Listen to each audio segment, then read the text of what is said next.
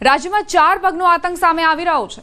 આપની television screen પરની 4 તસવીરો તમને દર્શાવી રહ્યા છીએ, જેમાં વન્ય પ્રાણીથી લઈ શ્વાન અને ઢોરનો આતંક વધી રહ્યો છે। શ્વાન બાળકોના જીવ લઈ રહ્યા છે। નવસારીમાં અંતરિયાળ ગામોમાં ખૂનખાર દીપડા રહેણાંક વિસ્તારમાં ઘૂસી આવવાની ઘટનાઓ સામાન્ય બની ગઈ છે।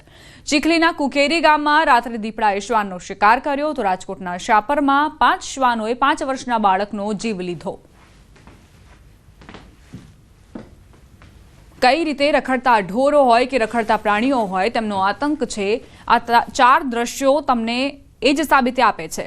દીપડાએ શ્વાનનો શિકાર કર્યો, તેના સીસીટીવી ફૂટેજ સામે આવ્યા છે। નવસારીની આ ઘટના, બીજી તરફ રાજકોટનો બનાવ કે જ્યાં એક બાળક જેને શ્વાને ફાડી ખાધો, તેનો જીવ લઈ લીધો। તો આ તરફ દ્વારકાની આ ઘટના જુઓ, જ્યાં રખડતા ઢોર, તે આખલા યુદ્ધ અહીં જામ્યું છે। રખડતા ઢોરનો યુદ્ધ જુઓ, બાઇક ચાલકને પણ અડફેટે લેવામાં આવ્યો છે। ઢોરના કારણે બાઇક ચાલક નીચે પટકાયો। નવસારીમાં 4 પગનો આતંક યથાવત છે। જિલ્લાના અંતરિયાળ ગામોમાં ખૂનખાર દીપડા રહેણાંક વિસ્તારમાં ઘૂસી આવવાની ઘટનાઓ સામાન્ય બની ગઈ છે।